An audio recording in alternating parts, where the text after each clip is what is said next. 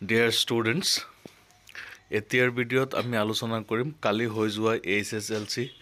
final পৰীক্ষাৰ ইংলিছৰ question পেপাৰৰ সিৰিজ সি এই কুৱেশ্যন পেপাৰৰ MCQ খিনি তোমালোকক সলভ কৰি দি আছো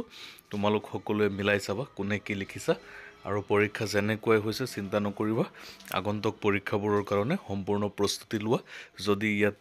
অলপ বেয়া হৈছে তোমালোকে মন ভাঙিব নালাগে এতিয়া বলা ভিডিওটি স্টার্ট করো তার আগতে যি সকলে চ্যানেলটো সাবস্ক্রাইব কৰা নাই তোমালোকে চ্যানেলটো সাবস্ক্ৰাইব কৰি দিয়া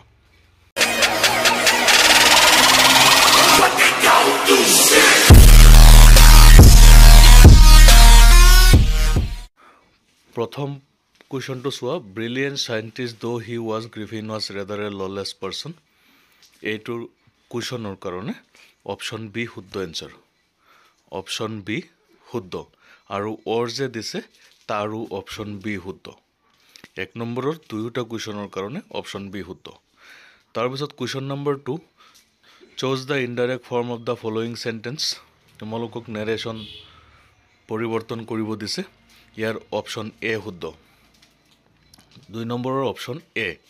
তিনি নম্বৰত যেটো কোৱেশ্যন দিছে তাৰ কাৰণে অপশন সি শুদ্ধ তিনি নম্বৰ প্ৰশ্নৰ কাৰণে অপশন সি শুদ্ধ 4 number On receiving the letter from the postmaster, Lensu did not seem surprised because এই প্ৰশ্নটোৰ কাৰণে অপশন বি শুদ্ধ 4 নম্বৰ প্ৰশ্নৰ কাৰণে অপশন বি শুদ্ধ 5 নম্বৰ প্ৰশ্ন দিয়া হৈছে তোমালোকক খালি ঠাই পূৰ কৰিবলৈ আৰু ইয়াৰ কাৰণে অপশন এ শুদ্ধ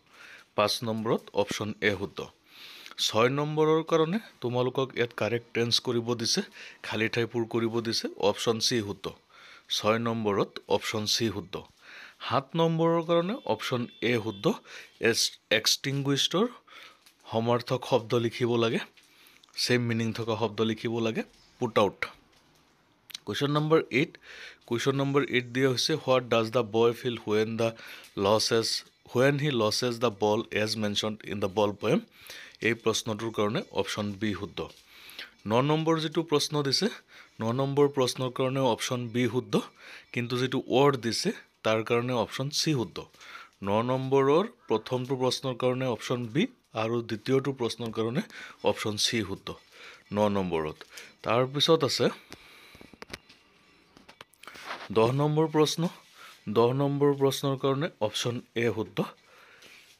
10 নম্বৰত অপশন এ শুদ্ধ ওৰ যেটো দিছে তাৰো অপশন এ শুদ্ধ অৰ্থাৎ দুটা প্ৰশ্নৰ কাৰণে অপশন এ শুদ্ধ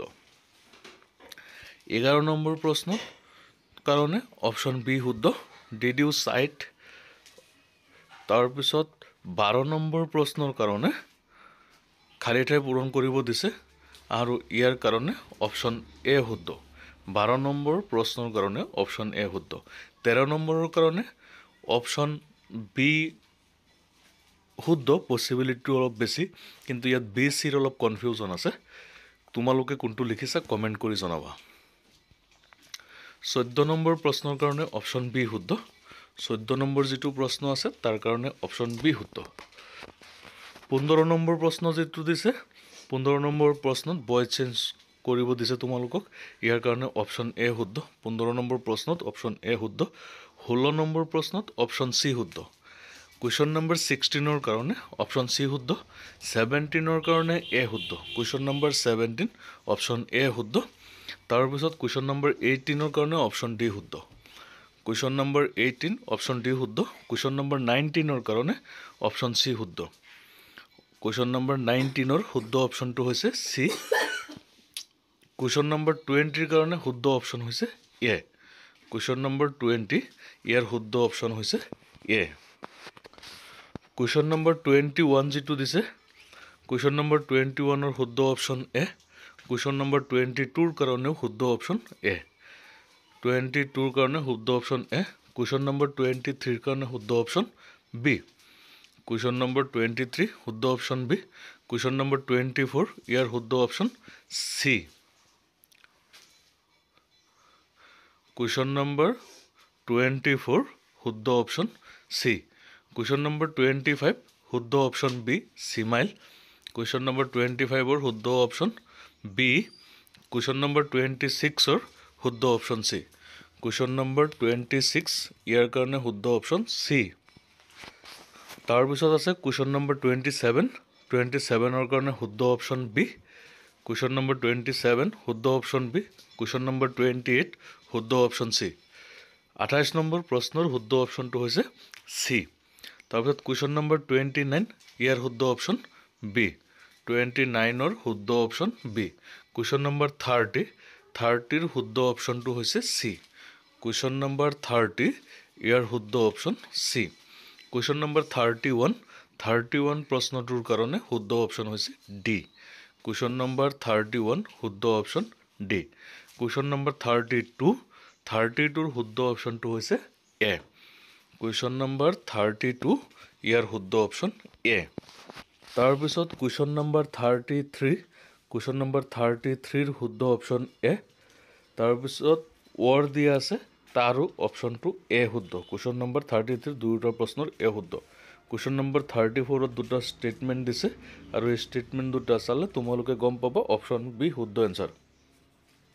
কুৱেশ্যন নম্বৰ 34ৰ শুদ্ধ অপশ্যন হৈছে অপশ্যন বি তাৰপিছত আছে কুৱেশ্যন নম্বৰ 35ৰ কাৰণে শুদ্ধ অপশ্যন হৈছে বি কুৱেশ্যন নম্বৰ 35 শুদ্ধ অপশ্যন বি কুৱেশ্যন নম্বৰ 36 ইয়াৰ শুদ্ধ অপশ্যন হৈছে চি 36 নম্বৰ কুৱেশ্যনৰ শুদ্ধ অপশ্যন হৈছে চি 37 নম্বৰ কুৱেশ্যনৰ শুদ্ধ অপশ্যন চি কুৱেশ্যন নম্বৰ 37 ইয়াৰ শুদ্ধ অপশ্যনটো হৈছে চি কুৱেশ্যন নম্বৰ 38 নম্বৰ কুৱেশ্যনৰ শুদ্ধ অপশ্যন এ তাৰপিছত কুৱেশ্যন নম্বৰ 39ৰ শুদ্ধ অপশ্যনটো হৈছে চি দুয়োটা প্ৰশ্নৰেই শুদ্ধ অপশ্যন চি কুৱেশ্যন নম্বৰ 39ৰ দুয়োটা প্ৰশ্নৰ শুদ্ধ অপশ্যন চি কুৱেশ্যন নম্বৰ 40 যিটো দিছে চোৱা কুৱেশ্যন নম্বৰ 40ৰ শুদ্ধ অপশ্যন চি দুটা প্ৰশ্ন দিছে ইয়াতো দুয়োটা প্ৰশ্নৰ শুদ্ধ এনচাৰটো হৈছে চি তাৰপিছত 41 আৰু 42ৰ কাৰণে তোমালোকৰ কিতাপৰ পৰা এটা পেৰাগ্ৰাফ উঠাই দিছে তাৰ পৰা দুটা এনচাৰ কৰিব লাগে 41 নম্বৰৰ শুদ্ধ অপশ্যনটো হৈছে অপশ্যন ডি ক্ৰেষ্টৰ অপজিট ৱৰ্ড এণ্টনিম লিখিব লাগে অপশ্যন ডি শুদ্ধ bottom crest bottom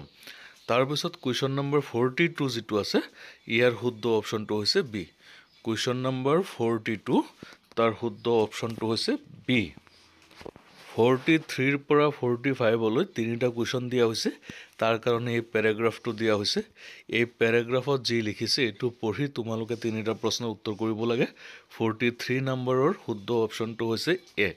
question number 43ৰ শুদ্ধ অপশ্যন এ কুৱেশ্যন নম্বৰ 44ৰ শুদ্ধ অপশ্যন এ কুৱেশ্যন নম্বৰ 44 শুদ্ধ অপশ্যন এ কুৱেশ্যন নম্বৰ 45 শুদ্ধ অপশ্যন এ কুৱেশ্যন নম্বৰ 45ৰো শুদ্ধ অপশ্যন এ এই 45টা MCQ তোমালোকৰ পৰীক্ষাত আহিছিল আটাইকেইটাৰ সমাধান মই কৰি দিলোঁ